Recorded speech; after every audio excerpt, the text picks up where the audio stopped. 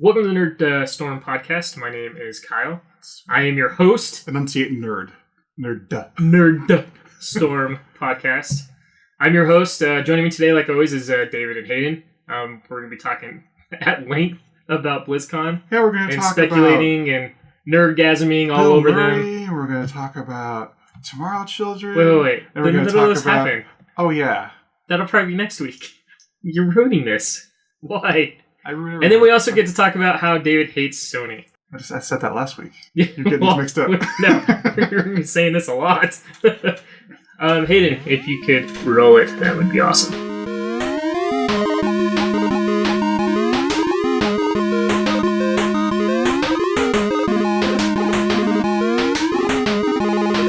I know that's what you're doing. So we'll wait on that. We can go ahead and probably start jumping into the podcast at this point. We got BlizzCon in less than a week.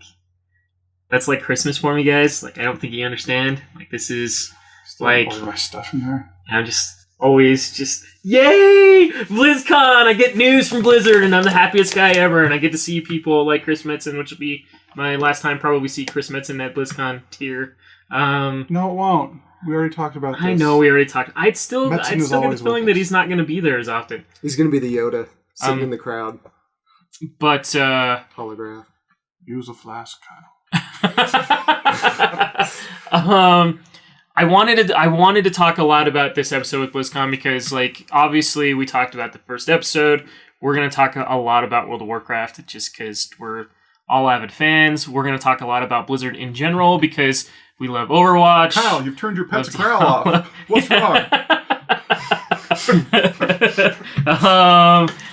But yeah, so what I want to speculate a little bit. I want to talk about some of the rumors. I want to talk about maybe some things that they could talk about that we're super excited about. David, how you feeling about the new Hearthstone stuff getting announced? Is this a podcast now? Yeah. Oh. I didn't look at any of the Hearthstone stuff. You haven't looked at any of this stuff that's coming out? No, I got on to switch my card back to the tavern thing from the BlizzCon ticket. Oh, okay. And that was all I did. So the one thing to note is typically with BlizzCon, this is the way it works. They normally only have one or maybe two total big announcements coming up. Period. Just turn That's his it. hat backwards. I did, because I'm getting It's time to serious. flip the chair around. He's going to pull out a Pokeball from his pocket. Guys, I thought it was going to be right. Guys, it's time to talk about condom use. Celibacy is cool. But, so the, with BlizzCon, they normally only have one or two big announcements. That's it. Like, they won't have anything else bigger, but it's kind of sounding like we have a big announcement for just about every single franchise that they have. It's been a big year for Blizzard, so I wouldn't be surprised if they really want to keep the momentum going. Yeah. Plus with the Overwatch championships, it's going to be kind of a whole new BlizzCon. Well, and let's talk about the championships real quick. I mean, we have Overwatch championships going on. Like, those start today. Like, they're already going on. Yeah. We have that going on. We got Here's the Storm stuff going on right now. We got StarCraft 2 stuff going on. We got the championships, typically the championships for World of Warcraft PvP typically take place during BlizzCon, but we have that stuff that's going to be happening as well. Like, they have a lot of competitive multiplayer stuff that they're dealing with right now. But with that being said, with them having announcements for just about every single major franchise, like, we got a new expansion for Hearthstone that's probably going to get announced that they're hinting at right now that specifically has to do with goblins. Yeah, which Gadget's in. Yeah, which sounds pretty cool. We have let's see. The new expansion for World of Warcraft came out. Yep. And so we had the new patch. They had 7.1 that just dropped this past week. Yeah. I'm sure with that we'll have announcements on Nighthold and when that's probably gonna be dropping, and maybe any other announcements that are gonna happen. Is that Tenaris? Yeah. It's right below the Caverns of Time. Mm-hmm. Yeah. So. That's not. Well, it's north of Caverns of Time. It is Ratchet. Oh man. But no, it's not that one. That's the one that I thought of first, but no, it's the one that's been around forever. Yeah. So the one about the place where you farm for a blue dragon to drop that never does. Mm-hmm. So we'll have some big announcements for World of Warcraft because they have tons of content that's obviously in development. We had 7.1 already drop, which was a bit of a surprise to everybody. It shouldn't have And been, we 'cause still they haven't actually gotten announced Nighthold. No, They okay, did a but my pretty good job of point saying, is hey that guys, like 7.1 is they're coming, like don't be 7.1 is surprised. coming and it's coming this next week, and we're like, oh wait, really? Like this is already happening. This is already going to be a thing. They pulled a Fallout 4 on us. Yeah, yeah, pretty much. I don't understand that reference. Oh my god. They announced it and then they said it was coming out this year instead of saying, oh, it's coming out 2 years from now. But Fallout 4, everybody knew was coming out. No, The like computer just shut down. it's sleeping. It's Yeah. fine. It's sleeping. Oh. Yeah. Computer is sleeping. It does that. Okay. So- turn it back the other way. Yeah, We got- all right. Back to serious. But Diablo. so Diablo, that's the one I really want to talk about. Mhm. That's the one that's got tons of speculation, tons of rumors. I mean, we're on the anniversary of Diablo, sitting at its 20th year, which is insane to think about. That I've been playing that game for 20 years. Yeah, that's crazy. Yeah, Mhm. it is It's a insane. long time. Hayden, to how cook old and were you skeletons, 20 years too. ago? I was 3. And your parents were letting you play Diablo when you were 3? Oh yeah. I Yeah. has clicking skeletons since you were knee high to a coon. All of the cow levels. So I think we'll get a bunch of announcements just on the anniversary side. There's already some things that people have kind of found that are in World of Warcraft that specifically have to do with the Diablo anniversary. I'm hoping for a secret cow level, which is going to be friggin' awesome if that The rumors happens. behind that are pretty cool. It kind of sounds like we're going to get stuff for StarCraft 2, probably portraits, stuff like that, like they've already done in the past. The Diablo Obviously, heroes are coming Diablo in itself is going to Overwatch. have tons of anniversary stuff built into it. I mean, they've done cool things for just the anniversary of, like, every year that Diablo 3's been out. They always have an anniversary, giving people extra buffs for, like, awesome loot to drop and stuff like that. So I can only imagine what a 20th anniversary is going to be for Diablo 3. But then we have the big one, Diablo 4. The possible announcement of a Diablo 4, which would be really cool. How do you know about this? I heard there's a number 4 on a dice. Well, there's number 4 on the dice that's in the wrong spot that, corresponds to it saying 11-4. Was it an 11-sided dice? What's that? Was it an An 11-sided dice? 11-sided dice? No, it's just 1-1-4. What does it say, like 11, 4, 17? No, but a lot of people kind of thought, they're like, oh, it's either a misprint or Blizzard's being very, very tricky, which kind of brings us into one of their other franchises, Overwatch. Which I don't want to talk about Overwatch. you don't want to talk about Overwatch? Terrible last We night. had a bad night last night. But to talk about the By the seriousness, way, if you play Reaper, don't play that game. I already hate you. You were the worst person. He's just mad. it's okay. It's awful. He's just mad. He Just will mad lick that his you wounds play. and he'll come back and he'll be happy Yes, I'll again. rope you back in with my Roadhog and blast you in the face, and I'll laugh about it. But seriously, go look at yourself and figure out what's wrong with you.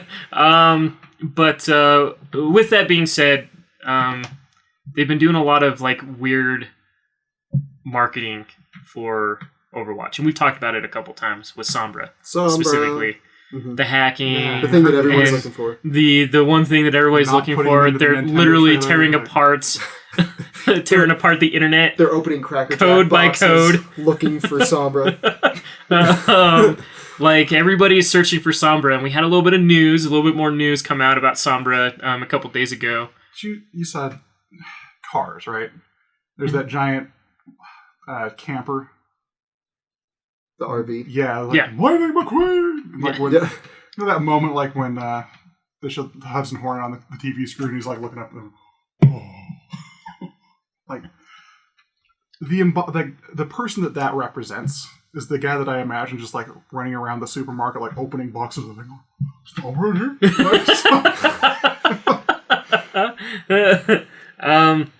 But to kind of talk about Sombra, There's 4 people that just like was like, "Dude, we're gonna go check the Doritos now."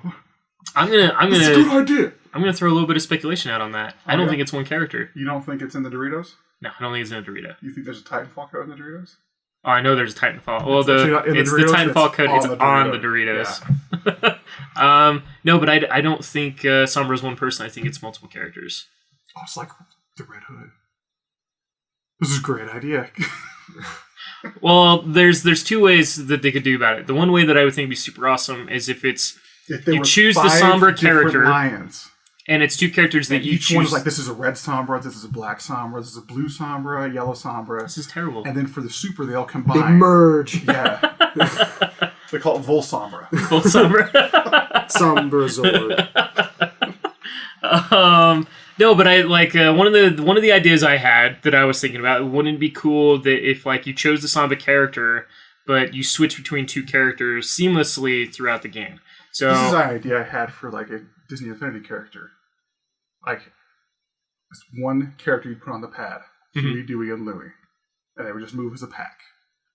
And, like, you press a button, like... oh yeah, you hit the that button, when you like, tell me about this, yeah. Who's the active character? He's got different abilities. Yeah, see, no, that's like almost the same Pokemon concept, trainer yeah. in What? Super Smash Brothers. You're looking at me. Yeah, like, the Pokemon trainer in Super Smash Brothers. You get, like, Ash Ketchum. Charizard, like, depending on, like, what... You press a button, like, you were Charizard, or... Yeah. I forget what the other Jigglypuff. ones were. I don't think it was No, I know. Jigglypuff. It's a different one. Jigglypuff apparently was popular enough to warrant its own character, Which makes no sense. free of a trainer. No, well, Japan. I don't think it was just Japan. Like he was still like the original cartoon. Jigglypuff was very popular. It's pretty silly. They purposely His put little, Jigglypuff in the middle of everything. So his little black Just marker. say Spotlight Spotlight gave it a microphone. gave it a microphone. They did. They literally did that. Oh, Jigglypuff here, 1995. Dropping some hot beats. Time to spit. But no, I thought that would be a cool concept though. It's like the Sombra characters, multiple characters, depending on which one that you'd streamline to. Like I said, you can just switch into them mid-match. You don't have to go back to the starting point and switch between them. You could just switch between them at any time, and they would have different abilities based on whoever you're playing. And then everybody that you're playing against is like the guards in Skyrim. When you put on the Grey Hood mask or the Grey Fox mask, you're Sombra. You're wanted for all kinds of things. Now, Kyle, I'm an anonymous person on the internet. Why do you think this is going to be the way it is? So based on this little bit of marketing that they released a couple days ago, in the news feed they speak about Sombra in plural. They don't speak about Sombra as one individual. So is it now, Sombrai or They call it the collective. the collective. The Sombrax. collective of Sombra. The collective known as Sombra. Yeah, Sombraxen. like, so, and specifically talking about a collective, like, in my opinion, that makes me think that they know that this is more than one person. Does that make sense? Now, I could be wrong. I could be talking around my butt. That's why I'm just speculating.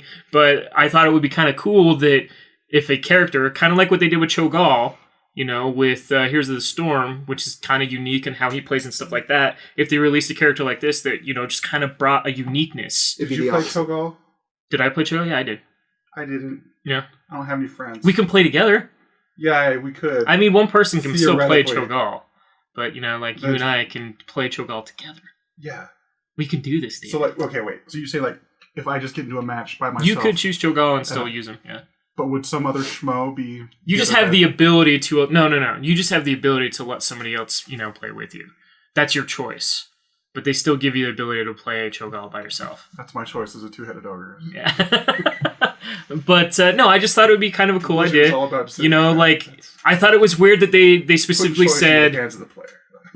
the collective of Sound like Peter Sombra. Molyneux now. Stop. Yeah. So you have a dog. You can pet him. He can dig up condoms for you. He actually does do that. And The brings first them thing to he you. did for me was like, all right, great. You're just... To be clear, the dog does not dig up things. He tells you where to dig, and then you have to take your shovel and you have to dig where Yes, he that's is true. digging. Give me that shovel so I can hit you with it. But no, I just thought it was interesting that they specifically said collective of Sombra, so it just got my brain a thinking. I was like, hey, wouldn't that be awesome? Or maybe it's multiple characters Got my that they're brain gonna a-thinking. announce. Yeah. Got me puzzler a puzzling. So instead of what they've been doing, like they choose one character from like each kind of class of characters, right? Mhm. What if they just announce the Sombra Collective is that they're going to announce a So new like, this character? is the Sombra that's a Reaper. This is the Sombra that's a Roadhog. Well, no, you got the This is a Sombra that's an Ana. no.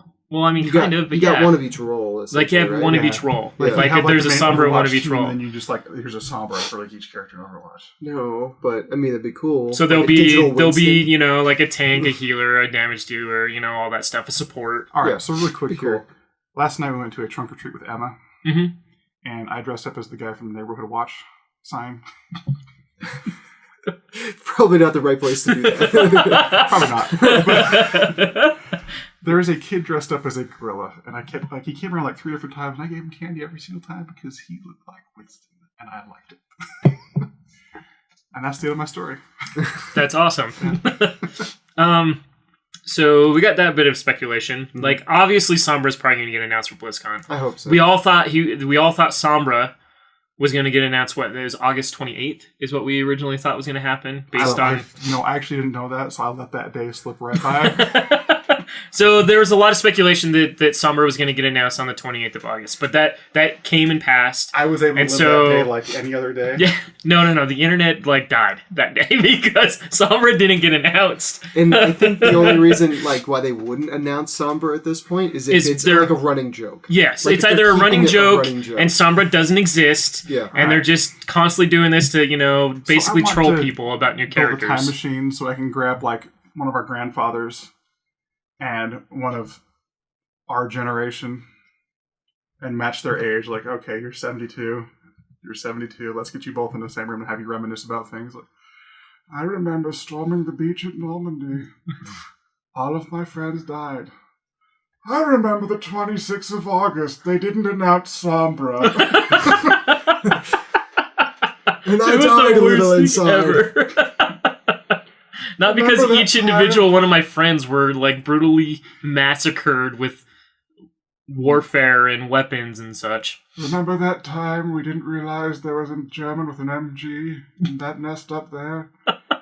He shot us a lot. Remember that time Mountain Dew put out the wrong flavor of pitch black? That made me angry. I posted about it on my Twitter. This is actually going to be a thing, too. This is the problem with the internet culture right now, is that's the stuff we complain about. And then he gets up to walk away. YOLO. Yeah. And then he dies. That's so sad. But anyway, so I'm assuming that we are going to get the Sombra announcement at BlizzCon. But, Let's hope so. So what else do we got going on, though? We did just have one of in my opinion at Blizzard, one of the best head developers move to a new project. Mm-hmm. What's the new project? Don't know. That's the problem. Oh. Tom Chilton? Do you think it's remodeling? What's that? Do you think you're just remodeling the building? Maybe No. More direct? No? No. My office is dirty. Maybe they put in a new bathroom. They want it to look maybe they're working on a new friggin' franchise for that bathroom. No, the hope is that either they're working on a new franchise or he went over to work on Diablo 4. They're redoing the menu in the Blizzard cafeteria. I want to eat at the Blizzard cafeteria. If Tom Chilton's like, I could design that. Let's balance this. But no, he's moved on to other things within Blizzard. He didn't specify That's what. Exactly it. He just decided, okay, since we just put out Legion, we need to have a fell thing for the entire Blizzard cafeteria so everything's green. I don't know why they would put him in charge of that specifically. Well, he's not doing anything else now, apparently. Well, they just moved him over to... He did say he's working on another game. He did specify that he was working on Blizzard another cooking game within Blizzard. You cook in the Blizzard has not. They have a cookbook. And he specified has not been announced yet. So... Have they announced a cooking game? They haven't announced a All right, I'm right. Big news, everyone. Big news, Blizzard is announcing a cooking game. Cool. I mean, their cookbook, their BlizzCon cookbook... Eggs and ham. They're sold out. There's no more to buy. You cannot buy that anymore. I know my people didn't get it. So good news, everyone. So BlizzCon. I'm out immediately. I'm sorry, dude. I'm sorry. We're gonna talk some about the BlizzCon store. We should do a then stream. Sold all those dress shirts and that Overwatch hoodie. Those were the other two things I wanted. The Pachimaro plushie. So they just announced that there's gonna be more available on the 3rd to buy. So they'll be restocking stuff and things like that too. Yeah, that was right Christmas. All this stuff that's been going on right now is just the early access stuff. I need a Pachimaro and then they're going to make it available for everybody else. 2 dress shirts, the cookbook, and then not related to the BlizzCon stuff is the Overwatch. So my question is, why do you need the cookbook? Are you planning on cooking? We should live stream a cooking session. Look, we should make some sweet. My cooking is at level 1 right now. I can't make you spiced bread. I need chocolate chip cookies for the achievement. I can't handle charred wolf meat. Charred wolf meat? So I'm looking for some supplementary material. Yeah. Okay. Someone get him a Suramar cookbook. Suramar cookbook. I got the first day I went to Suramar. I got the first half of the recipe for surf and turf. Yeah. Which is just labeled surf. Yeah. And I still need the turf. Well, you just has not. No, you just go kill the elk that are there. Yeah. That's it. Right on the. You kill the elk, that eventually it'll drop. Get it, surf, and then right next to it is turf. Because it's part of the steak. I feel like a Google search probably would have helped. Yeah. Or like Wowhead. By the way, we're not affiliated with Wowhead in any way. No. But if you want to use Wowhead to find out these, we're not affiliated awesome with little Wowhead tricks anyway. But like we've spent more time on that website than we have with our wives. Or if anybody would like to sponsor this podcast, Squarespace, MeUndies, mattresses. Anything else for BlizzCon?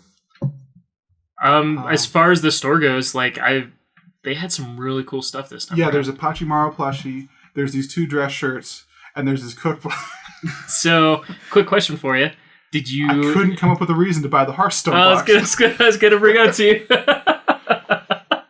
I was gonna ask if you were gonna do the Hearthstone box. So no, the other thing about it is I think if I would, there's always the part where I look at it maybe I would have fun making that myself. Yeah, as a future project somewhere down the line. But well, what's funny is that they created this box, but there's no cards to put inside the box. Yeah, you just put your digital card game. Yeah, you put your phone in the box, and then you lock the box away. I keep thinking about trying to make a physical board, Hearthstone board. That would be kind of cool. Yeah, it'd be pretty sweet. You just have your phone sit on the place. Well, I would print up them. If I did it, I would print up a whole card set. Holy crap, that would be insane. Be a lot of work. That would be a lot of work. Blizzard did have a card game for World of Warcraft. I have some of them. I have 1 card. Well, no, I do. You I used to get 1 card. A whole stack. I bought a whole ton of the expansion. Everything they had left. I think I spent $300 on that. Or 200. I don't remember what it was. It was multiple hundreds. All these cards. And the loot card wasn't in there. Of course. So then I went and spent $300 to get it. Yeah. It was the model Drake. That Drake looks like poop. So he spent $600 on this one Drake. Yep. That's not that much. $600 for a digital item. And yet that eventually and inevitably will go away. You realize this, right? It's not something you'll own forever. Bundle.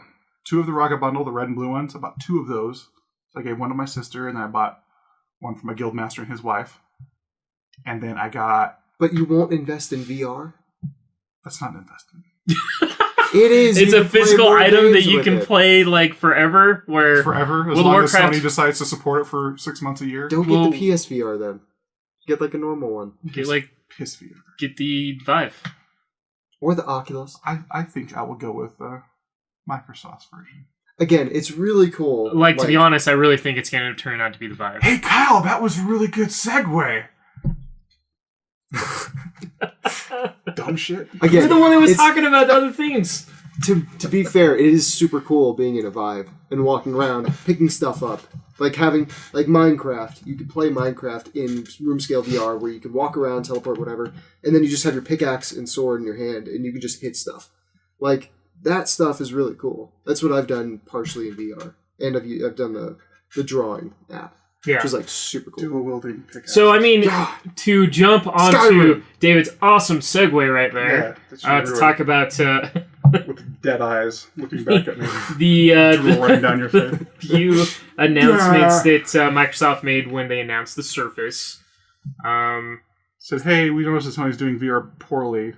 We aim to fix that. And I don't know.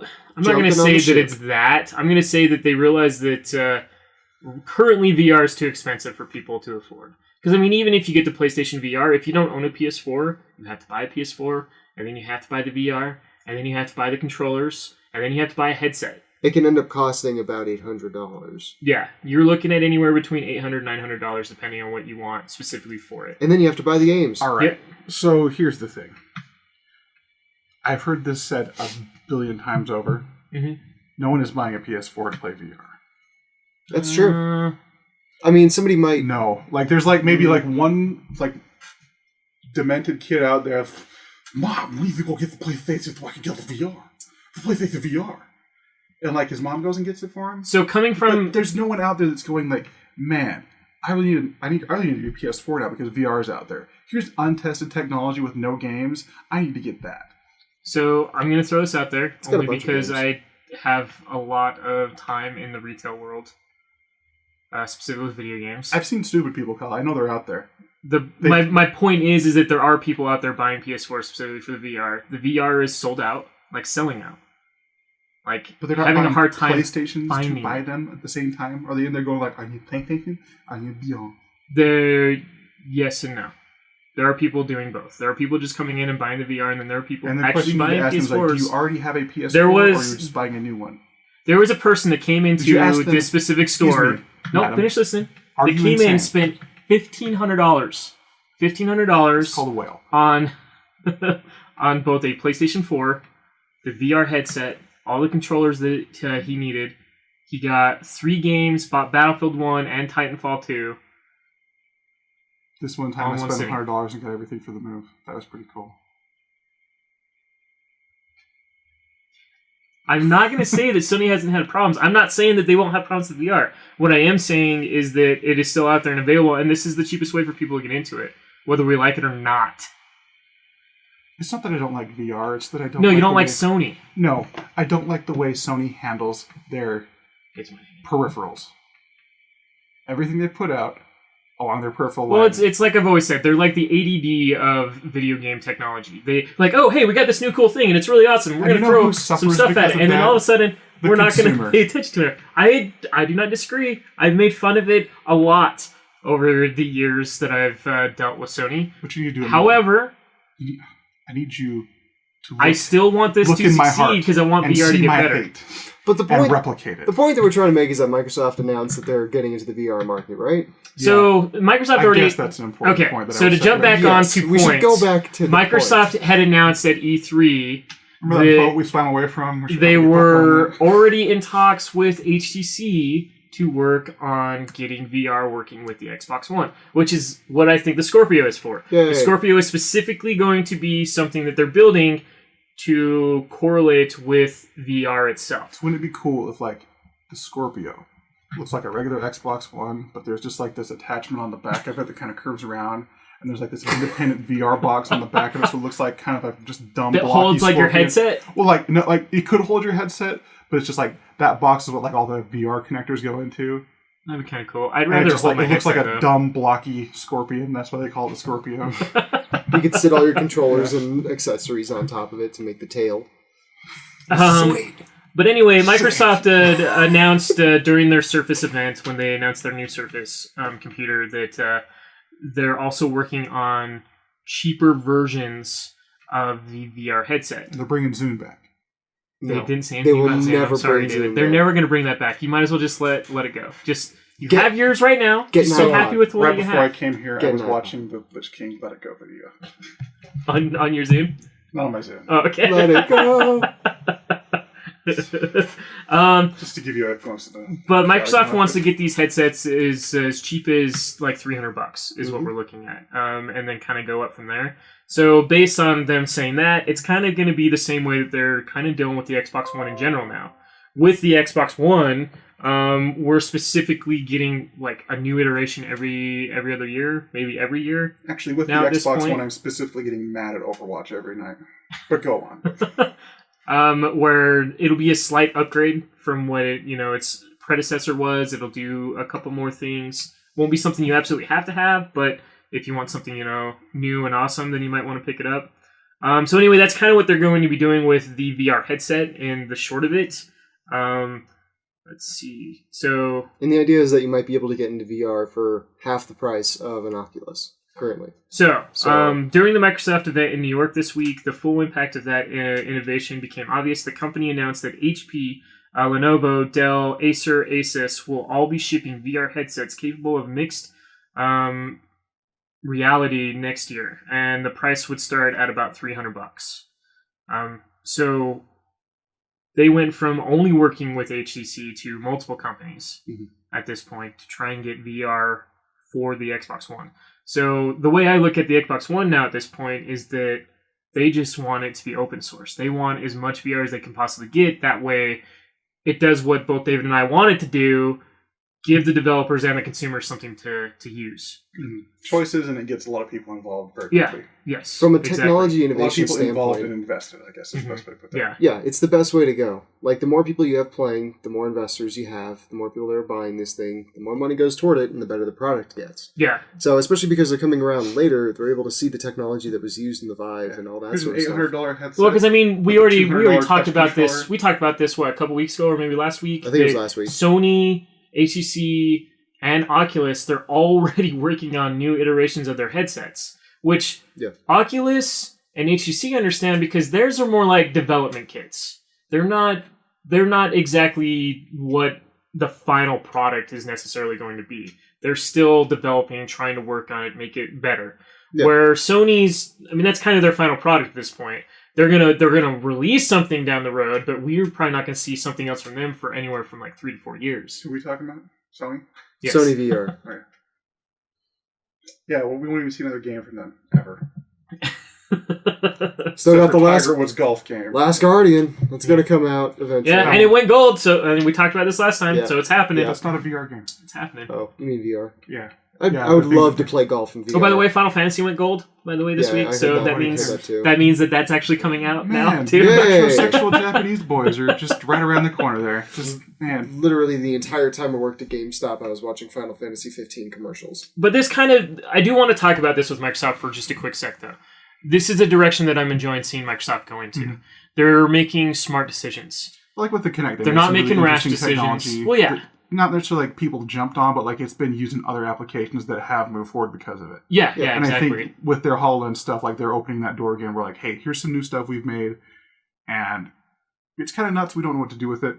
So why don't you guys show us what you want to do with it? What do you think we should be using it for, and let's build for that. Yeah, which is friggin' amazing. Like I do love it when companies like this do this type of stuff, because like I said, it does nothing but benefit both the consumer and the developer on this aspect, and it just makes the world that much better.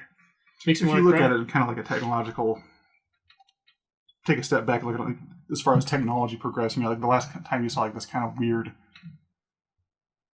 expansion of like new technologies was around like the time NASA started building stuff for spaceflight. Like the microwave and it's similar. Stuff like that. Yeah. And you've got you've got VR helmets, NFC chips, AR, technology. Like your phone knows your location. Stop telling it that. Oh, your phone knows location off. Your phone knows a lot more than that. Yeah, your phone knows. Google knows. Your phone knows your deepest, darkest secrets. I searched the word glitch the other day, so YouTube keeps popping with glitch videos. For the record, Google, if you're listening, I didn't find what I was looking for with that word, so stop it. Google listens to us. For all the Google executives listening to this video. Well, I was looking for the video of the bug where someone faces through a box in part of Overwatch and it contests a payload. And I couldn't find it on there. So thanks for nothing. But going back to the whole innovation thing, like, innovations work best when you're consulting with people outside of your own boundaries. So, like, once you're talking to other people from other disciplines, like, things just take off. Hey, I built this house in Minecraft. What do you think about it? I don't know. He said it was made out of dirt and kind of dumb. Let's build a moat around it. Yeah! A giant moat that caused me to die at least twice. Also, and the creepers kept blowing up. Also, somebody else needs to fill it with water because Hayden doesn't want it. I didn't understand how water worked. I had a bucket.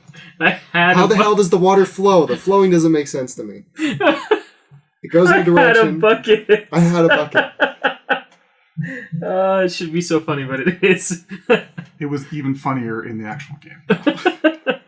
I'm glad I can make you guys laugh. That was great. No, it did. It did make me laugh. So, what have you been doing this past What have you been doing? Yeah. You never tell me. What have I been doing? Yeah. Turn this around. You played Skyrim. Boom. I did. I played a little bit of Skyrim. Looks really pretty. It's very, very pretty. I haven't messed with any of the mods yet. I do plan on doing that here real soon. The Brandy Savage mod. You need the My Little Pony mods. Yeah. My Little Pony mods. They're the best. Yeah, I don't know if I'm Turns gonna all the chickens into Scootaloo. Okay. And all your horses are My Little Ponies, and some of them have different powers, like Derpy Hooves breeze lightning. Really? Yes. I will probably try that then. Yeah, It is amazing. Sure. Also, there's a giant Derpy Hooves outside of Whiterun, like huge, bigger than the town. You can walk up to it and press the button to get on, but if you get off, you die because you fall from such a height. So the things that I've been doing, like I played a little bit of Skyrim. I literally just pretty much installed it and played like the first, You opening get the sequence giggling of it. greatsword, which is just a giant pinkie pie you wave around. Arrows of laughter. I can't wait. Where are you holding Pinkie Pie from? That's Her my tail. question. Her tail. Tail. It's like I didn't use the giggling greatsword. I gave that to my Lydia, the follower. Yeah. And so she was using that. I was using the arrows of laughter, And which is basically just a smaller version of Pinkie Pie. Now, do these just like do soaring these through the things air. both giggle and laugh? No. Well, But that ruins it makes then. You laugh because you are beating people to death with a giant Pinkie Pie, and you're watching slow-mo shots where you just peg a giant Pinkie Pie into someone's face. So yeah, did I'm that with into a video, Skyrim. Kyle. I did play Dragon Ball Xenoverse 2. Mm-hmm. A lot of the same from the first one. Did you play the first one? I did play the first I one. don't believe you. I played on the PC because they gave it to me for free on the PC. That wasn't a real. Yeah. People don't play Dragon Ball on the PC. Well, unfortunately, Dragon Ball that was fans the aren't free smart version enough. of it I got. I wasn't willing to buy the first one because I've never what been a did you huge play? fan of the Dragon Ball games. What did you play? Same. Good. Just saying. That's the best class. Yeah. Just saying. Did you get it? This is, Yeah. okay. Just saying. It's Yeah, a Dragon it Ball. was It's a just Dragon Ball saying. conversation. So you Just have saying. to work that in there. Yeah. God, that was necessary in the first game to play that class to get past some of those freaking Yeah, like your fights. first character had to be a Saiyan. Ridiculous. Like it was dumb. You had to So have I Super think Saiyan. there are definitely balances and tweaks I got the to launch hair. the races that you get to choose, though. Just so you know. The blue or the The black. blue, but like the cool thing Nice. about it was like when you go Super Saiyan, it goes yellow. Nice. Sorry, back to you. No, you're fine. You're fine. So, with the second one, you can tell they kind of rebalanced the races. That way, this one feels more. So, like with the humans, for Androids, instance, you said? the humans are just balanced, like across the board. Even. Yeah. They're all even across the board. Where Saiyans and a lot of this is some of the stuff that'll be in front of the first one, but the Saiyans have less health. Mm-hmm. They can die quicker, but they have stronger attack power, and then if they overcome their death, they grow stronger. Mm-hmm. You know, just like we would see a Saiyan normally do. And then each one has like something else. Like one has exceptional amount of health, but has lower attack or defense, and you know, something like that. But say nothing if you want me to eat the remains of this alien. Sounds like Namekians. yes, yeah, Yeah. the Namekians. And then Frieza Clan and all that. But I am not a fan of one specific character in that game right now. She is Yajirobe. annoying the hell out of me. No, Yajirobe is no. the best. It's the Kai of Time. Oh, yeah, she's dumb. Yeah, I she's cannot annoying. stand her. Nobody can She stand her. is annoying the crap out of me in this game. It's and so you talk to Japanese. her so much in this game because of the way this game is working this time Freaking around. Trunks in the first game, which is so indecisive. It's just, Wasn't her parrot in the first game the evil person or something? no, but No. it wasn't really. They had a really complex relationship. Awesome. But with that, I created my Saiyan. It looks like a Gohan with a beard, which is awesome. I love it. Gohan. He's a tad bit like the way I built him. I was like, this is what Gohan would probably Does his look like beard- had he kept Alright. training and not stopped training. That's- He's a bit bulkier. Be a little He's got like pansy. this, beard going on. He just looks like this tough, badass dude. I love it. It's like that's the Gohan that I wanted. Is it? What? Strokes in the universe don't do crap! No, what's the quote? We're The waiting. hair of a full-blooded Saiyan does not grow from the day he was Oh, born, yeah. except for the exception of beards and mustaches. Oh yeah, mustaches. Vegeta. Mustache. Nappa. But Nappa had hair. But yeah, so I mean, basically, your character starts out doing just like this ridiculous stuff, just keeping an eye on the Z fighters, essentially. Yeah. And then Just out of watching nowhere, them from the all of a bushes. sudden, you're called by the Great Kai to take on this amazing quest. Yeah. Hey, you've got experience doing nothing.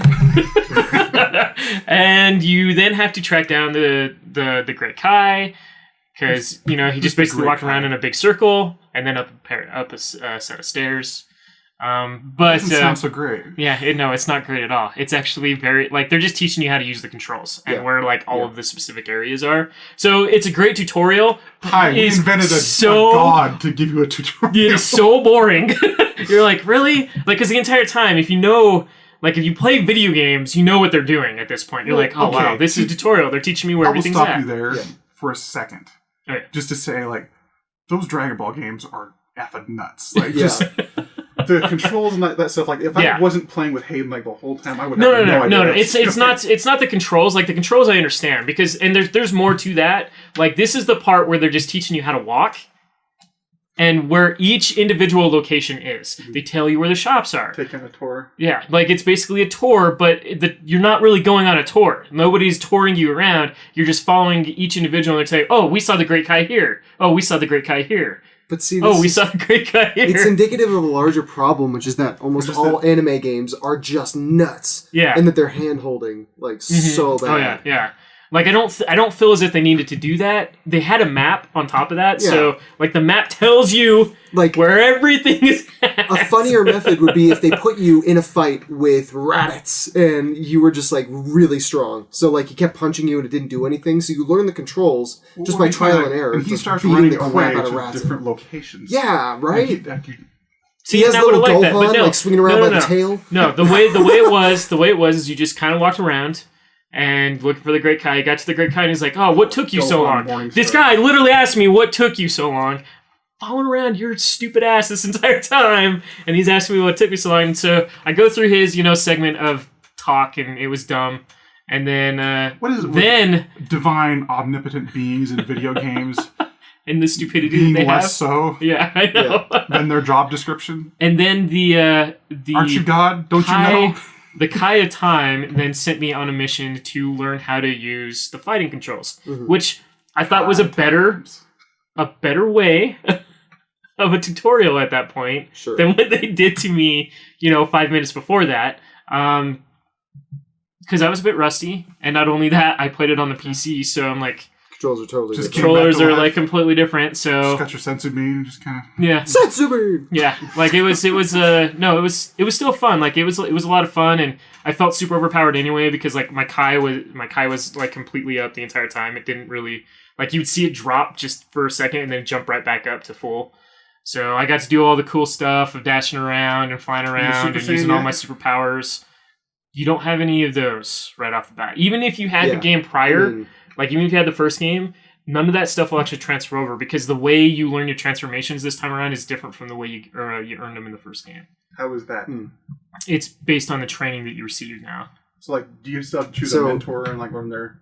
I haven't gotten that far, so I don't know. I think I'm still I literally just I got done with the tutorial learning how to fight. And I was like, okay, I'm done with this for now. I'm gonna play Skyrim. that'd make more sense, though, if you trained with Goku or Gohan or maybe... Yeah, it'll be Vegeta. based. It will be based Right. more I on did you like can that train system, with though, and this is from what I've read. This Yeah. isn't from what I've played yet. Yeah. From what I understand is you'll be able to train with more individuals than just the mentor type deal, Yeah. and you'll be learning specifically from them on how to do certain things like It was a cool idea. get to Super Saiyan and stuff learn like how to that. love a cat. Learn how to grow sensu beans. But I mean, like I said, I'm not very far, so I'm not going to give it any Call me final Bean review or Daddy. anything like that. But I would say it's a lot of the same of the first, but from what I understand, there's a lot more stuff I haven't experienced yet that's going to kind of improve upon what the first did. Cat loves There'll be a little bit more RPG, stuff in the mix as far as customizations and stuff like that. So yeah. So can I make the guy from the Frieza Planet 419 better than I did last time? Can you make him better? Yeah. I mean, I'm sure you can, yeah. He's like a Namekian, and he didn't look quite right. His name was Frieza Planet 419. Was that the fake one where they're Yeah. like, yeah, this is Planet Namek? No, that was the one where the the crab people. the people that can see the future. I can see the future. Oh yeah, I can see the future. Oh, yeah. Gohan's the strongest Super Saiyan in the world, but he can't eat crap. Yeah, Yeah, that was poor great. Gohan. Anyway, so, but I'm having fun with it. I'll play some more of it.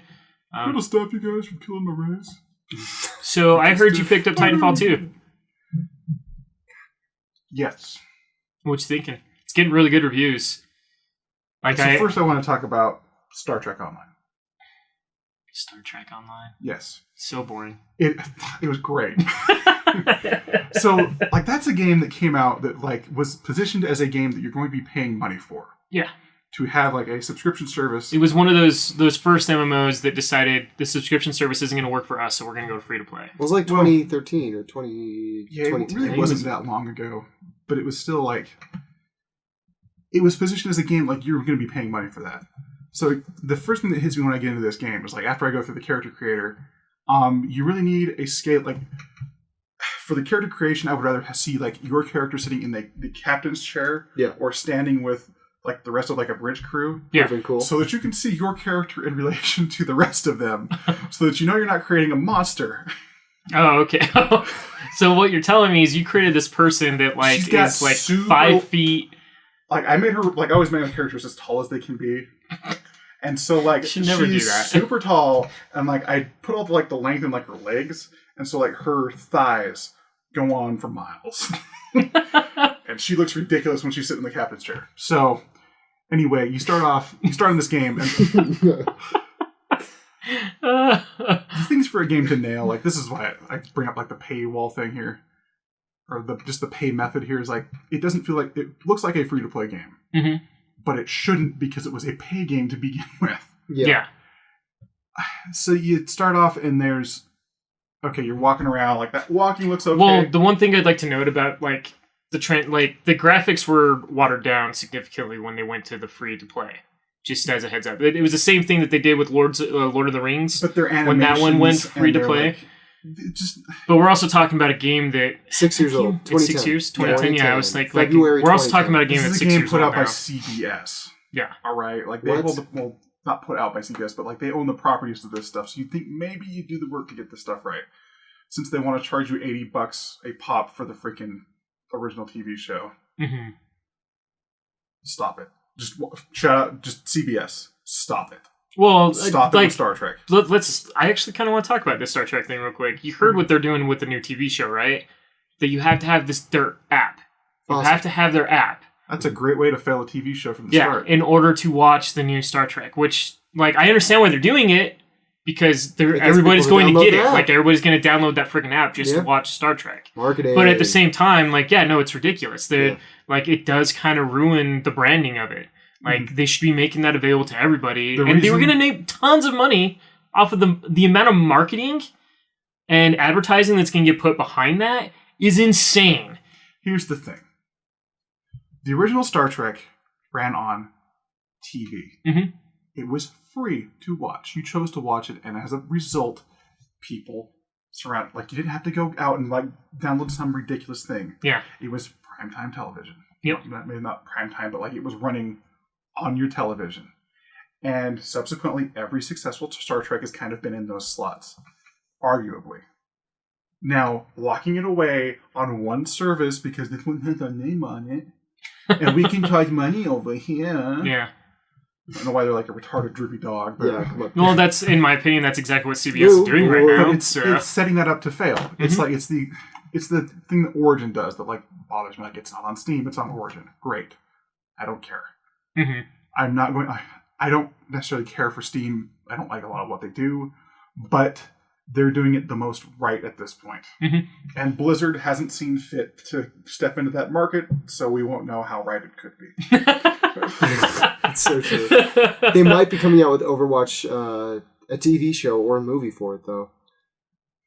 I don't know if you guys read about it, but there was a leak earlier this I week have to go and think that about things, guys. I'm Oh sorry. my Yeah. gosh. Oh my they said that gosh. they might start coming out with an Overwatch TV show because BlizzCon is gonna be amazing. because of the success of the Skylanders show that's on Netflix right now. Like it's doing That's really doing well. really well? Yeah, apparently it's doing really well. So, well, I mean, they okay, have that- some stop amazing right voice there. actors on it. So, Don't tell me from what the to do. success of the Skylanders show, we're going to do an Overwatch show. Well, But it's it'd be Activision. perfect, It's all though. Activision. So, like, if Activision, approaches Blizzard like, look, this is doing really well. We think you guys should do something similar with, like, one of the reasons why people love Overwatch is because the characters. The characters are amazing. The And character are brilliant. They're in that kid-friendly, game. too. They're Yeah, all and they're all amazing except for kid-friendly. Reaper. What's that? They're all amazing except for Reaper. Reaper Although has his the moments. backstory No, he of Reaper doesn't. is good. Yeah, the backstory He was of set up Reaper for is cool. promotion, and then Soldier 76 came in and like took it from him, and he was like, ugh. That's probably the sound that he made. And then he like got super gross and battle scarred, and now he's all in this crazy Reaper shit. That's good backstory. Yeah, I know. Pretty in depth there. No. Well, like we I also should- need to talk about I that. need to Like, reread yeah, it. Soldier 76 came in, Anyway, but what like Reaper was the commanding officer Of like the task Just- force. yeah. of Black the Watch, task yeah. force. Yeah. so, So like, I'd be kind of upset too which if my assistant got promoted all over right. me. So right? a black guy being in charge of The Black Ops. an organization called Black Watch is like, You know, they're so who's the actor in like a Black Knight? Like, they're so unracist that they didn't even think about that. anyway, so back to Star are, Trek we're, Online. Back to are we Star talking about Trek Zack and Online. Black Ranger now? Is that what we're talking about? No, I'm just kidding. They do that. or the like, they do that slightly less dumb, but okay. So Star Trek. So is Star great. Trek Online. So you get in there and like it starts like opening day. Like you're at the Academy, which is apparently right next to the Golden Gate Bridge. Nice. It is. Yeah. Is Did there you any- not know that? Well, it's Like, there in the movies. Did but you like, see the is Star there Trek anything movie? Right? there in actual San Francisco that, or Where? What next to part? the Golden Gate Bridge? There's water. Like, Yes. And then there's land. like, is that? Like, are you looking for like So another? I guess what I'm asking here is because it's a larger bridge, do you have a larger amount of hobos that hide underneath it? So there's like no hobos when like Star Trek is a thing. They've all been anymore. shipped out into space. Yes, that's why they can build Starfleet next to the Golden Gate Bridge. Is what I'm getting at. Yeah. It's kind of a weird place to have Starfleet. But anyway, Well, there's a long line of story behind that. You want me to tell you all the story, like the wars that they went through before all that no, stuff because happened? Caden's going to count this from my time talking about Star Trek. Oh, okay. I have to move on. I would. I will. Got to keep stuff rolling. Yeah. So, you start off there, and like your tutorial's like, all right, you're talking to your friends here about you just had your exam for Starfleet, and you're talking like, how'd it go, man? Go talk to this guy. Go talk to that guy over there. That girl over there, and then that guy over there. I really All wish right. you could take the test. You already took the test. I know, but I really wish you could take the test. Like you circle in the little circles. I'm sure that you actually just hit like buttons A on button the or screen. something. What I want to see there is like a VR thing where I'm using Yeah. like the equivalent of a Move controller to like take a pencil and like circle it. You have to keep your answers in the circle. Yeah, a though. Scantron. Like, If you don't, Oh man, your that label, sounds so boring. if you don't, though, your label is a renegade. Like if you go outside of the circles, yeah, I feel like, like someone doesn't play by the rules. like there's just like retarded like branching paths, just like Yeah. based on like Well, how Hayden, badly you're a it's- game developer. It doesn't have to specifically be Star Trek. No, it could be pretty much It anything. could be pretty much anything. But it could it'd be be so something much- like more involved, like the Mass Effect universe. That's how you become a renegade. True. Is by taking that test and you're outside the Your lines. personality is determined by Nonconformist. how you do things. It'd be super cool. just based on the quiz itself, not Yeah. all the other Never things that given a happen. Romulan this Like all the test. other decisions you make, just based on the Yeah, quiz. the quiz defines who you are for life. Permanently. But have them all be like super arcane questions that like relate to things like in very different ways. So there's got to be people. Sorry. So Totally just Kyle destroyed the opened his internet. laptop Kyle- and bumped the Kyle microphone. ruined the podcast right now. Just And destroyed the Hayden's internet's face ears. just split apart for a brief second, revealing a red-eyed skull, the likes of which you maybe see in Terminator. He quickly recovered his composure. It's actually what you see in Captain America with the Red Skull. Yeah. Ah! Anyway, Star Trek. so you So start off here. Titanfall 2. So you start off there and go How's like, it feel, David? talk to your dumb friends, and they like, great job walking over to me. a real asset to the Starfleet. Yeah. It's like, oh, Captain Commander so-and-so wants to go talk to you in his dumb office on the side over here, which makes no sense that it's right there. Anyway, you go talk to him, and he's like, hey, so I've been looking at you for a position, but I noticed you didn't take your phaser training. And you have to go do your phaser training? Well, the thing is, like, you can answer it as, like, I didn't think, like, I thought it was optional. Like, most of the people in my class didn't take it. It's like, yeah, but I want you to. Okay. So you have an option, but they're going to force you to do the phaser training anyway. He's saying, like, basically, I want you for a position, but I want to see your phaser training results here, so go take that test. Okay, so you basically go into a holodeck and shoot 3 guys, and that's your phaser training, that don't shoot back at you. And they say, like, all right, flying colors. Like, you're ready to captain a multi-billion-dollar ship. Yeah, like, we're just... Isn't it just point and click? Isn't that what you do? It's both like, in-game and with your mouse? Like, I was using my controller, Kyle. I was playing on the Xbox One. Oh, that's right. That's right. Sorry. I forgot that it's on the Xbox One now. I'm not wrapping this up. You guys screwed this all up. Give me that crap. We screwed this up.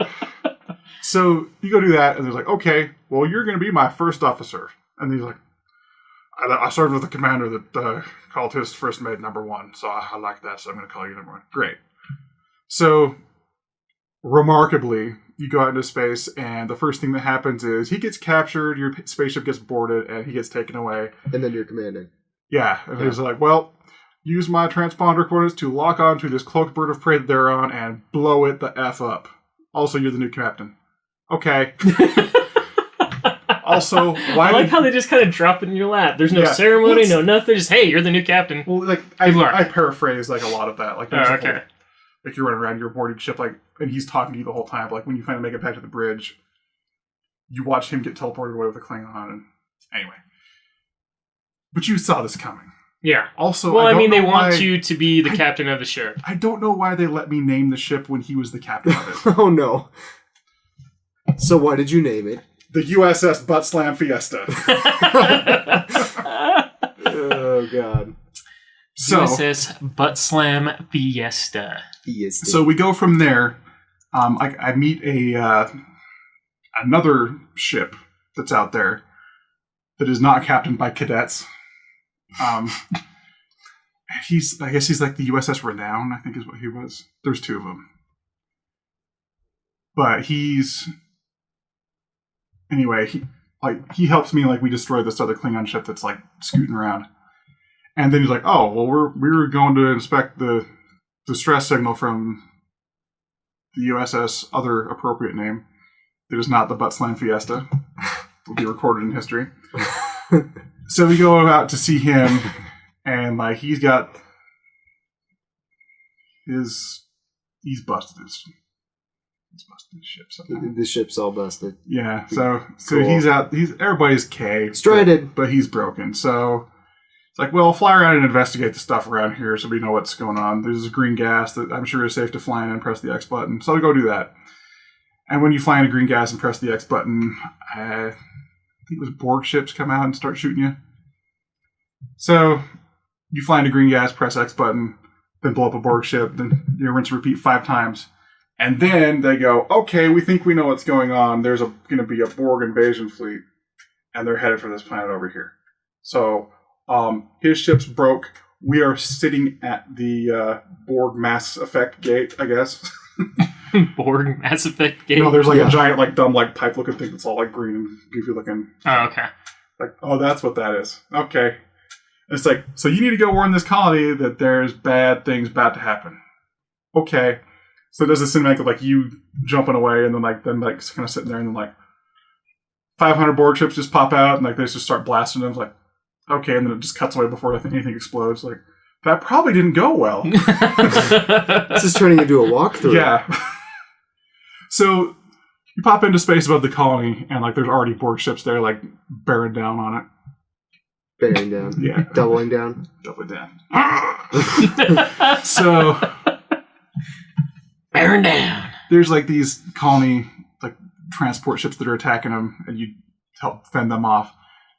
And then you go down to the colony, and, like, oh, they move pretty quickly. There's already a bunch of Borg people that were once colonists colonists that are now board people, and you should probably shoot them. But help the. So my question: have you interacted with any other people at this point, or is this no? This is all the tutorial.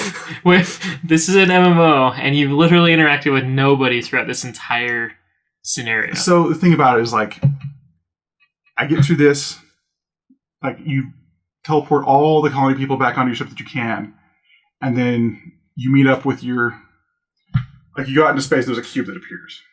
Sweet. And the cube is, like, apparently a bad thing, and... Yeah, it's the Borg hive. Okay.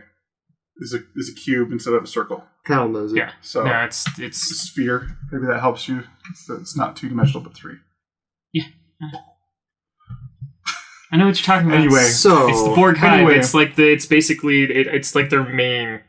The spheres are basically their smaller ships. Okay. The cube is their bigger ship. The carrier. Yeah. Carrier has arrived. Yep. Anyway, so it pops out there and starts attacking me, and like right as things start to go super bad, the Renown shows up with the U.S.S. whatever the heck that we were trying to save, and 47 other Starfleet ships, and they go, "Great job, kid! Let's blow this thing and go home." And so all of them just blast this thing, and it blows up. They're like, "Okay, you've done a good job here. Now go back to Earth and report to the Admiral." Okay. So at this point, like, even though like it's been very rudimentary, like this was still like, really good. Like it made me, it like drew me into like the story. Like, no idea what well, that that's means, good. Brandon. One. yeah, We're. go. She learned her hand signals from the. I Air think Force. I think we need to like. We need to discuss hand signals, I think, is what needs to happen, Hanning. Because Yeah. I have no idea what you're saying there. Okay. That's fine. I'm sorry, I couldn't keep my face straight after that. It's like, that was the weirdest thing ever. Okay. Resume. Okay. So, even though it's been like very rudimentary combat and stuff, like it's been like a pretty good storytelling, and like it was a nice little like space opera to like kind of like, okay, here's your baptism by fire to like, this is why you've been given the command of the U.S.S. BUTTSLAM Fiesta. Okay. A bunch of people died. A whole bunch, like, everybody important died, and like you've been. You're a great captain. Yeah. You helped defend the board or whatever. Defeat the board. You shot the robot man. Good job.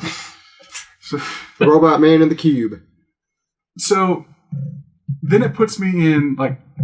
I did this like weird fast travel. Like they don't really explain the menu very good. Like they've done a good job explaining everything else, but the entire like transit menu is like, this is like space Greek, I guess is the best way to put it, because I don't understand any of it. It's like it's just a very just convoluted interface that just doesn't make a heck of a lot of sense. I managed to get to Earth and go to what I think is the equivalent of a capital city, because there was a lot of people standing around trying to sell me stuff that I didn't know what it was. So I would like to know, he's doing all of this stuff instead of playing World of Warcraft, which is a far superior MMO. And he's talking about all In this stuff every instead way. of talking Yeah. about Titanfall, too. Yes. But what I'm gonna like, this is my end of it. But like that's the this is the part like where it's supposed to like be like shuttled out. I'm like, okay, here's Trisfal Glade. Here's Duratar. Here's Well, I mean, I don't want to defend them in any way, but that's kind of the way World of Warcraft was when it first came out, too. Like, it didn't really seem like there was a cohesive, but there was a starting like, zone. direction. Well, yes, there was a starting zone. But you could tell by the zone that you were in that like the Not the in level, the beginning. Not the in the level of beginning. guys you were fighting. Well, I mean, based on the level of guys you were kind of fighting, yes. But even then, like, if let's say you started as a human. And if you're not seeing quests in the quest hub, like the town hub. Well, let's say you start as a human, like I said. I mean, you could go either way, as going either Westfall or going to, what is that one? Darkshire? Not Darkshire. Darkshire would be the third Red Ridge one. Mountain. Ashenvale. Red Ridge. Oh, yeah. So, like, you would choose between, like, you could literally choose between those two, pretty much. They were so close enough in level, that it wouldn't have mattered which direction you went. But they didn't do a really good job at giving you direction, for the most part. Like, that, a lot of that stuff came on, like, later on. And then when they did the revamp in When World of Cataclysm, Warcraft they came changed it all. Yeah. I mean, that is the difference. And that's been my complaint about a lot of MMOs, is that, everybody's like, we don't want to be like World of Warcraft. We don't want to do things like World of Warcraft. It's like, okay, I understand. You want to separate yourself. But there's certain quality of yeah, exactly, quality of life. and just like You need to introducing a follow person those. to like your inane, convoluted systems that just don't make. It's like when Elder Scrolls Online, when they were talking a lot about that, they said specifically that they did not want a dungeon finder. I'm like, you're stupid. That's you need a dungeon finder. You need one because that is something, in my opinion, that is required. Blizzard doesn't have a dungeon finder for Mythic dungeons right now, based on the level of keystone you have. I think there's a better way to be doing that system because right now I should be doing Mythic dungeons, but I can't. The Mythic dungeons, I will agree. The key Mythic dungeons, like Mythic Plus, I don't agree with. Mythic Plus, you kind of want to find people that are worth grouping up with. You don't want to be clarify this here. I don't know what any of that stuff is. Just like, no, it's okay. I should be doing Mythic dungeons now. So there are Mythic dungeons, and then there are Mythic Plus dungeons. Mythic dungeons are just the standard Mythic dungeons. They don't get harder in any way. They stay the same. Mythic Plus, you have that little key, and it will add an additional level to it, essentially, as far as difficulty goes. So if it's like the +1, that means that everything will do X amount of extra damage and will have X amount of extra health. And then as you get further on, they get more damage, more health. And then the other thing that they get is that when you get further into the keystones, the trash that you kill gets certain abilities as well. So for instance, one of them is bolstering. One of them is jailer. One of them is teleport. One of them is arcane. So not as specific as like Diablo's, but very similar in that aspect. Like bolstering, for instance, if you kill one, the other ones around it get stronger. They like kind of go like semi-small in rage. So let's say you have a group of 5. That means by the time you kill that 5th one, he's got 4 stacks of bolstering on him. And I guess it's like 40% additional damage, if I remember right. I think it's 10% each one. I don't remember for sure, but so in that case, you're trying to like basically kill them all. Like, you're trying to kill them all at the same time. Okay. Yeah, like depending on what abilities the trash has will determine on how you actually go about playing that specific Mythic dungeon. So how many seagulls and snails can I pull and we still win this? Well, nowadays they finally figured out that you just need to kill that stuff instead of, hey, let's try and ignore the yellow stuff just because it's yellow. I'm sorry, what dungeons are you playing? Like, I have a shard of people realize now they have to kill the seagulls. Oh, that's weird. Yeah. Because the people that's a concept, right? Kill the stuff around you. Even the people in the low level dungeons, like I'm trying to get a druid up to 60 and then do like I'll just do the $60 upgrade because I've decided that is worth it. What, for your time? For your time in like more ways than one. Well, like if you 60, if you have your character up to a certain level, they actually get all of your professions and everything. You learn all your professions, hit 60, do that upgrade, then you hit 100. You got full bag slots with better stuff, awesome gear for the level, and then all your professions that you have, like I have got mining level 2, and herbalism level 2. Well, that's at 700 now. So, like, okay, that's great. I don't have to waste my time. Because, I mean, that is one of the difficult things, like, starting an alt now at this point, and you pick a profession, you level so quickly through stuff that your professions don't have the right amount of time to level with you. And it takes so much to get them up, so it's worth the money just to not have to deal with that. But what I love about the new expansion is that, like, even if you boost somebody who, say, like, I chose herbalism, and I boosted my character. And from level 1 to 100. So he still started with 0, but he was able to go into the zone and start mining things at 0. And he's now at like 7. Man, and they did it one step better than Draenor as well, because in Draenor, like, it was fragments, and you had to put those fragments together to make a bigger one. You don't have to do that. You don't have to do that anymore with better Legion. Yield, much nicer. Increase. Yeah, you just like you get more based on your level increasing to it. So and that's been fun. But the thing about that though is this is gathering professions. I'm going to talk about like crafting professions. Like it's a whole different story. It's still like the same. Expensive. Yeah, it's expensive on the level of like just getting like if you get a level 1 to level whatever. To be able to craft the stuff you need to, like, it still takes forever to get up there. And you don't even need to do that anymore with crafting. Like, crafting, you can actually start off from where the expansion starts now. Well, but it's still you don't have to do any of the previous stuff. It still takes forever. It does take forever. Well, I mean, it didn't really take, like, so I'm a leather worker. I'm not maxed on my leatherworking, but I can't max on my leatherworking. Like, all of the things I can make at this point don't increase my level, so I'm assuming that there's going to be something in the future that I will pick up that will allow me to. I think I'm 10 levels away from maxing my leatherworking. And I think they purposely did that. There's obviously something, and my guess it's probably going to be sometime around when Nighthold comes out that I'll get gear that I can make that will kind of help close that gap, essentially. But to jump back on point from MMOs, I think we're done with Star Trek at this point. Pretty much. So Titanfall 2. Titanfall 2. Like I said, getting really good reviews. Dave got Titanfall 2. I bought Titanfall 2. And I bought a bunch of Mountain Dew. I bought Mountain Dew before I bought Titanfall. And because he bought the Mountain Dew, he's like, I had to buy Titanfall.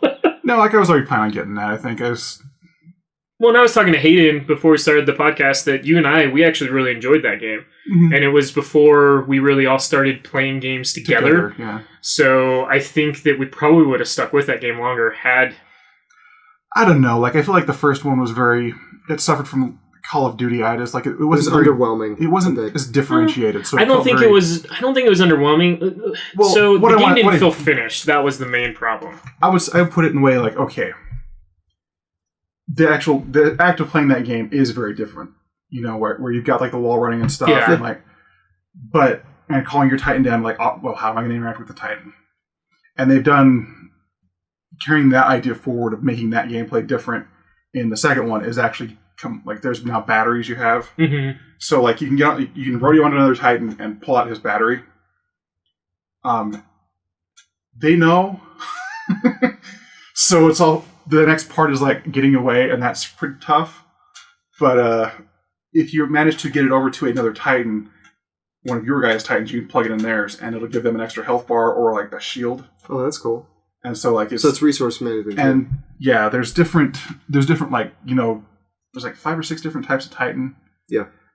And like there's like a big one, like the Legion or something, has got this big old Gatling gun. Yeah. So like taking a battery off of him really makes it easier to kill. Like it's taking a large chunk. And so like that's highly recommended, but like also he wants to shoot you. You don't say. Yeah. Oh, I'm sure. Yeah. People get real pissy about that. The game isn't about shooting. No. Nah. Not about killing stuff, destroying robots. But yeah, it's still, I don't know, it still has that fun, you know, like side-in, shoot dudes, combat that Call of Duty had, that, you know, Destiny kind of perfected. I think it feels unique enough in that aspect where it doesn't quite feel just like Call of Duty or like Destiny. It could feel a bit more like Destiny, but... So does it get... Anyway. Does it get this year's Shoot Bang Pow award? No, that's Overwatch. Oh. I think Overwatch is going to keep getting that until they stop making content for it, to be honest. Overwatch is like taking every shooter from the 90s and put it in one game and made it all feel awesome. Well, and I mean, it was kind of like, once again, Hayden and I were kind of talking about this before the podcast. One thing that Overwatch has done is, instead of having to balance like tons of different weapons, or, you know, in the Titanfall aspects, you know, the Titans or mechs or something like that. According to you, I'm surprised you're bringing up Reaper. You were talking about Junkrat. The Junkrat could have about half his ammo capacity. I think that would fix it, because then he's got to actually think about his freaking shots. Well, but what I'm saying is that they have a better. It's easier to balance the individual characters than to balance 100 guns. Mm-hmm. And I think that's one of the things that makes it a tad bit easier. Not only that, but they've made it so you have to cooperate with people. Mm-hmm. If you're not cooperating, you're not going to win. It's not KD. Last night, we were doing terrible. Yeah, and it was because 90% of the time we were not cooperating. Yep. But the night before, I've got Miles playing Zarya, and he's on my butt. I'm playing Roadhog. We are this. And then you have some damage dealers and one healer. Yeah, we're going to work together and just causing all kinds of problems for their team. Our guys naturally flow into look what those two are doing. We're going to play off that. Yeah. Because they're on point, and there is just this broad swath of destruction that is appearing in front of them. And I don't know, there's something about playing that. Maybe we'll do that with Reinhardt for you. I cannot do that with Zarya because I've literally put no time into her at all. Miles is really good at Zarya. When he chooses to be. When he chooses to be. Once he gets angry at something, it goes downhill. He'll get angry and then he'll switch to Diva. Yeah. And he's good at playing Diva. He's a lot better at playing Diva solo. But I don't get the support out of Diva that I get out of Zarya. Yeah. So, and there's something about this big fat man with a bare belly that makes people want to shoot him, and I've got no armor. So So any I'm kind back. of support, I'm back there trying to heal. Yeah, And sometimes even Megan's on him too, and he still dies. I still do I play really aggressive with Roadhog. Very Go out aggressive. there and just Which is why you keep getting the shot of the match or whatever. Play Play the the game a lot. So Good one last night. he got a lot. Yeah, of I'll play games. have to take a look at it. Yeah. But I mean, I think that's kind of the difference though that Overwatch has over Mhm. a lot of the other shooters is, and it's not just that. I mean, like we were talking about earlier, the characters in that game are phenomenal. Like Mhm. we got zero story in that game, like zero, but we get enough of an idea about the story based on the characters talking to Mhm. each other And that's kind of the charm of the that way, game. yeah, I mean, exactly. Like that game works. It's kind of because that Left 4 Dead idea where like you get the story from like just playing, like the banter before the mission. Yeah, exactly. And yeah, but anyway, back on Titanfall. So when you go to the multiplayer, like you get your character, and you can customize that just like any other Call of Duty. We got kind of like, I think you got like maybe one perk, but you get like you have your bumper abilities. It's like one is a grenade or an equivalent of a chuckable item, called a chuckable slot, and then the other one is like an ability for your left bumper, and like you get a grappling hook. People talk about the grappling hook saying it was amazing for like level play. Yes. I can't. I'm not good at it. You're not good at I it? can't figure it out. So I'm in trouble with it. I see people make amazing jumps with it, just string things together. And David R. Sawyer can't handle it. So David has moved away from the grappling hook. I've got this boost now where like you hit the button and it does like you get super speed and regeneration. So you regenerate your health really quick. But like that's a really good way to like, okay, I'm finding a dude like disappear into a building, like hit that button, rip out the other side of the building while he's looking over there, see if I'm gonna do the whole prairie dog thing. Yeah. And like get behind them. And it works really well. But there's other ones that have like this little like throwing dart that does like sonar for the area. I haven't looked at a heck of a lot of them, but there's a lot of junk like that. There's like at least I think 9 of them. Different abilities you can put in that slot. Yeah. So here's a question for you, though. Like, I mean, we got Call of Duty on the horizon, Yeah. of course, and Call of Duty always seems to be the top shooter. Comes out on of the Friday, year. right? Yeah. It comes out this following Friday on the 4th. Yeah, Friday's. The only reason why I asked this question is, does it feel like Overwatch is making people change the way they're developing the way these first-person shooters play? I don't think it's safe to say that just yet. But I would really hope they do. Yeah. But the thing about it is, like, and I know on the subject of Call of Duty, I would say, like, if you look at what's out already this year, like, this is not a good year for Call of Duty to begin with. Like, you got Overwatch. Yeah. That, like, and this, the subject you're getting at here is, like, that we've had almost a year with this game now, and it's doing really well. Really well. Yeah. People are really enjoying it. It's very different, and it's fun. Mm-hmm. And like to the point, like I was talking with Hayden, saying like, I really question buying Titanfall and Battlefield. I'm probably gonna buy Battlefield. And I haven't really bought Gears of War yet, just because like I'm not gonna play that multiplayer. I've always had bad experiences with Gears of War multiplayer, but with Titanfall and Battlefield, you buy those games to play the multiplayer. Well, Overwatch is so complete and so fun, and we all already have it. Yeah, we and it's like, and we've been $60. we're still having tons of fun with it. Barring. Well, I mean, last night. I mean, just yeah. I mean, we all have our bad nights in any game that we play, but like even websites that talk about video games on a consistent basis, it's always in their top 10 games they're playing right now. Yeah, Overwatch. Like it's insane how popular this game is still going for as long as it has. Because the only other game that has done this traditionally is Call of Duty. Call of Duty is the one that typically kind of stays up there as far as like. The amount of time on it. The innovations that Call of Duty made, I don't think have been innovations. I think it actually set development of first-person shooters back in a lot of cases. Like the way you can just spawn at random in someone's fire, and just like, okay, you spawn, you're dead, and you can spawn, you're dead, and you spawn, you're dead. Like that has not been fun once. Yeah, it was not fun in the first Modern Warfare, and it hasn't been fun since there. Halo didn't used to have these kind of literal spawn points that Call of Duty did. Yeah. And because of the popularity of Call of Duty, like they've been able to, have all these different spawn points. I played a round of.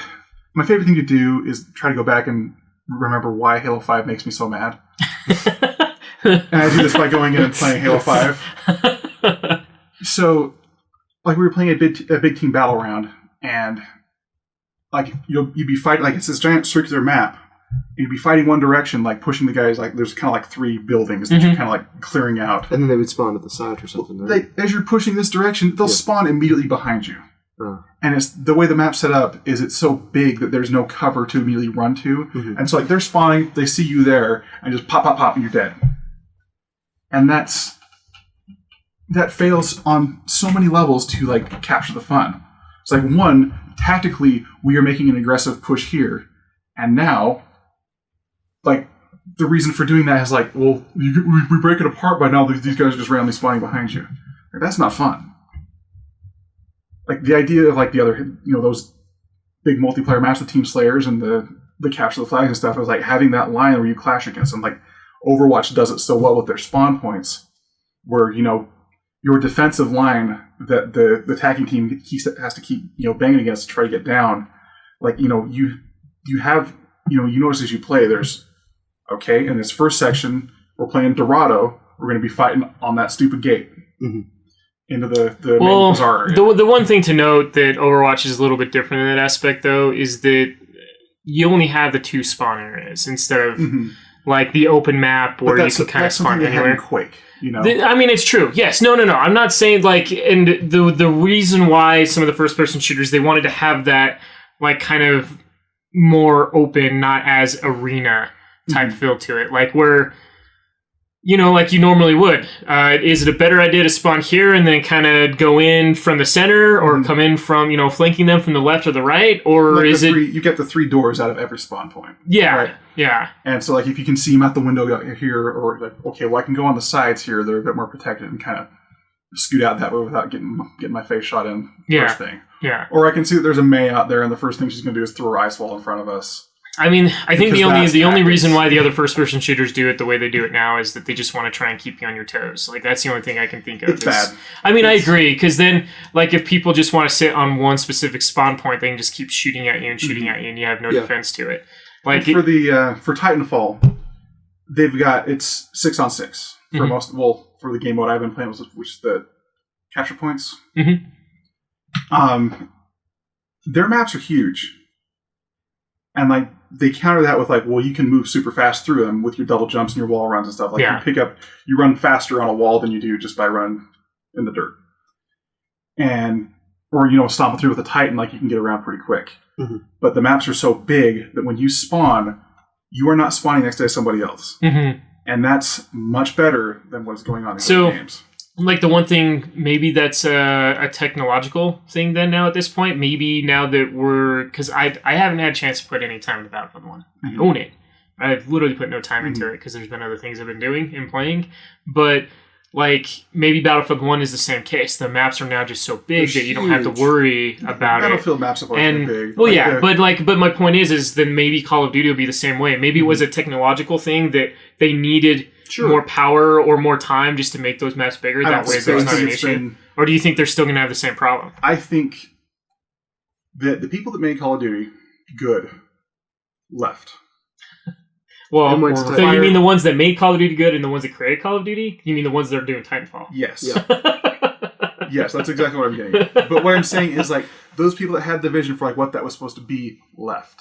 Yeah. And a large part of that was basically the way Activision was, wanting them to like just shovel the same thing out year over year. That's probably a problem on design too. You're just putting a new coat of paint on it every year. Well, the problem is it's not changing the fundamental problems that everything has. Yeah, like the problem is that Activision wants a new Call of Duty every year. It's their biggest seller. It's the one thing that they can count on that's going to give them the most revenue. Their bread and butter. It is their bread and butter. Like, so it makes sense that they want to have one out every year. And you could tell that, you can tell that Call of Duty is getting better now that they're on that 3-year development cycle, because they have 3 different, developing studios working on it.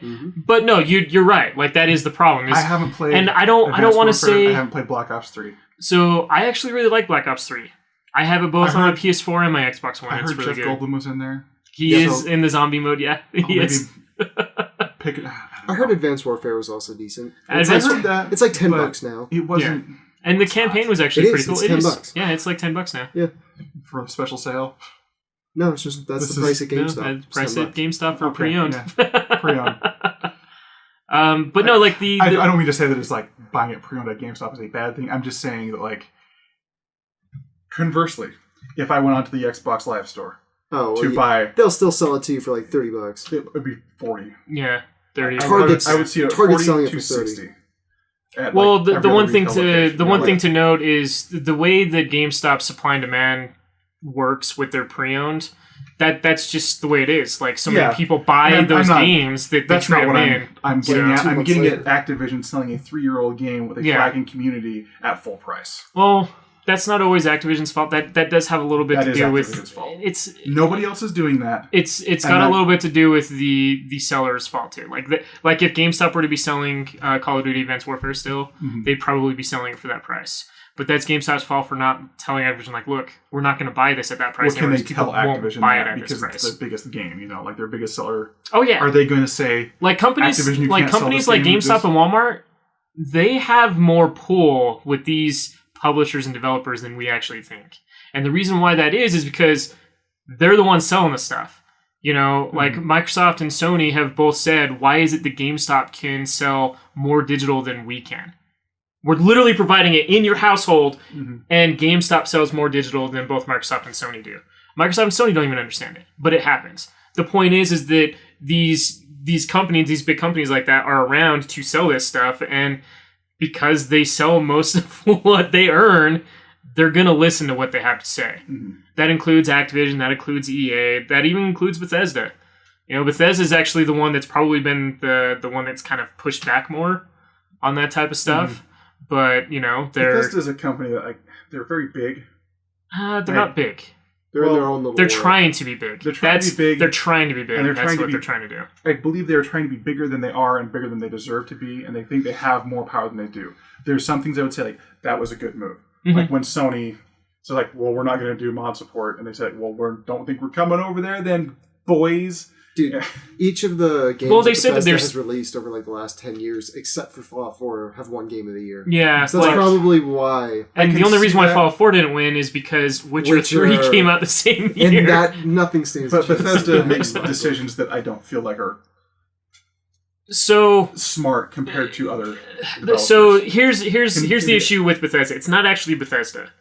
It's ZeniMax Studios. ZeniMax is The the people that own actual like head of that company. Bethesda's just kind of within them. ZeniMax is the one that kind of makes the poor decisions. Like ZeniMax was the one that was making the decisions behind Elder Scrolls Online.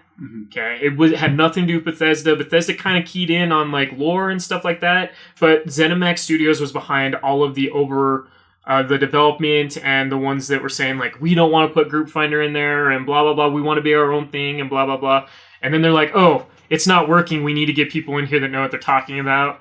So ZeniMax is the one that kind of is always putting their foot in their mouth.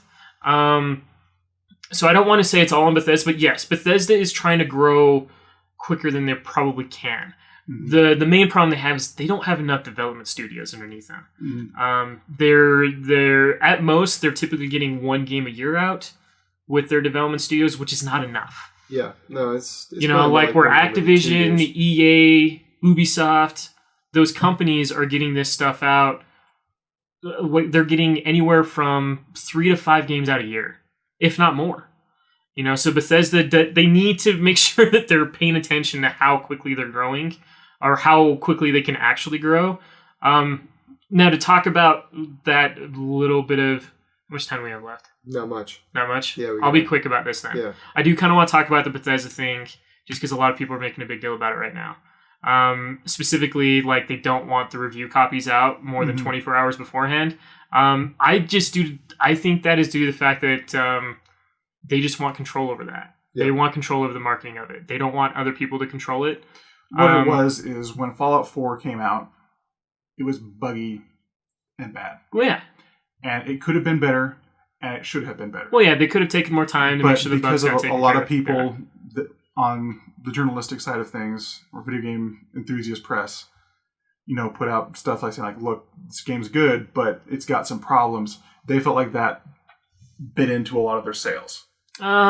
I don't That think is exactly what this is. like I don't think it's as much as just that, to be honest. Like I think a lot of these publishers and developers are getting kind of sick of the journalist side. Well, games because journalism like is, the like, games journalism, going it's downhill. not real.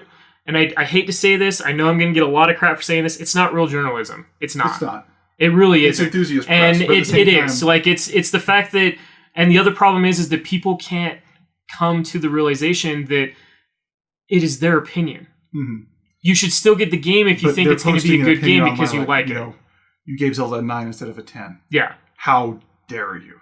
Like, this guy that says, how dare you, has never seen this stuff. Mm-hmm. You know, but at the same time, there are people in that video game journalism side of things that maybe aren't as qualified as others. And that's the problem, is that there's no qualifications. Like any the Joe thing about Schmo that like has had no schooling, has had nothing to do with the gaming world, but all of a sudden just wants to start writing a blog about it, and then he gets popular just because of the blog. Everybody wants him to write stuff. But the thing about the other side of that is the YouTube personalities. And if you want to talk about the qualifications, like the guy Angry Joe, he did a review for Halo that I watched, Halo 5, and I couldn't watch all of it. Like, and I don't want to make fun of this guy because he's got his audience and he does the job for them. Well, so we also got to remember these are personas. This is entertainment. I think some people would use it as persona and some people don't. I don't think he's truly feeling that way about every single game that he reviews, but he has to do it because that's what gets people to like it and view it. Yeah. Anyway, the thing about him is, like, I go watch his review, and it's very obvious that I'm watching something that is for people that don't want to think so much. Yeah. You know, like the verbiage he uses and the way in which he goes about like making a point are very, like, for me, I watch it and it's very obvious where he's going with this and he's taking forever to get there and I hate him for it. But again, like, I don't really have a problem with the guy. It's just I can't watch that kind of thing where it's just not for me. Yeah. But other people, I've got guys that I work with that just love watching Angry Joe because he gets the points across that they need for him. Mm-hmm. But anyway, I'm sure it's, like kind of the same thing where, okay, here's the personality, and that's what we're using them for. Yeah, like it gets some likes and clicks, and it's the same thing with the video game journalism as far as reviews go. Like, what are you more likely to read? Fallout 4 is phenomenal, 10 out of 10, or you're going to read Fallout 4 has problems, 7 out of 10. I hated Fallout 4, and here's why. Like that's the thing is that people are going to click on that one. Like, why does he not like Fallout 4? And like I said, I feel as if it's more Bethesda trying to get more of a. They want to be able to handle all the marketing behind it than allowing like IGN or Kotaku or something like that kind of control it. But the thing about that is the way they've gone about that is saying, okay, we're going to give these YouTube personalities a copy a month in advance. Well, the one thing to note about that though is that's what people are watching right now. That's what people are doing. And I don't want it. Like I said, I have no problem. Like IGN, Polygon, Video Game 24/7, even Kotaku. Sometimes they don't have any problems with any of those guys. Like, they do really great work. I tend to read a lot of their stuff. I know why they're there. They make my job easier. They do make some other people's jobs easier. I know why it's there. But the problem is that these companies have to go into the avenues that are going to get themselves. And right now, Twitch and YouTube are huge. Yeah. They are so big, it's ridiculous. I understand that. But people are becoming millionaires because they're Twitch personalities. Here's the thing. I mean, one guy, but you've now got a guy that you're paying to do, here's a free thing that you're going to talk about and post videos of for a month in advance. And now we're not going to send these guys that actually review the game that let people make, educated decisions. We're not going to let those guys talk, basically, is what we're saying. Like, we're doing everything in our power, aside from not sending them the game, period, to shut them up. So that we can get a paid message out here and quiet the guys that we feel say the negative things. Yeah. And that's the part of things where we're like, okay, that put like that, it doesn't sound right. Correct. No, I agree. No, I want to talk about this more, but we're coming to an end on the podcast. I will want to pick this up at probably next week with the podcast, just to kind of go a little more in depth, because there are some things I kind of want to flesh out and talk more about as far as with both the video game streaming and with just the video game journalism to begin with. But thank you so much for joining us again this week to talk about all the awesome stuff with BlizzCon and Titanfall 2 and Overwatch. Lots and lots of Blizzard this week. I told you it was going to be a pretty heavy Blizzard week, though, because of BlizzCon. Like I said, it's my Christmas. I'm so stoked and excited for that. But if you guys could do us a favor, if you liked what you heard, please hit like and subscribe. The other thing is keep an eye on us. We're going to be semi-expanding a little bit. We will be doing some of the video game streaming. That way you guys can get some more time with both myself, David, and Hayden. Coming up and we're all going to gain some weight. Yeah. And you guys get to watch it all happen live. It's going to be amazing. Expansions. Here's a stream where we ate a cookie. Yeah. But David, do you want to sign us out? Yeah, special thank you to Zero Fate for listening to all our podcasts. That's still a stupid name.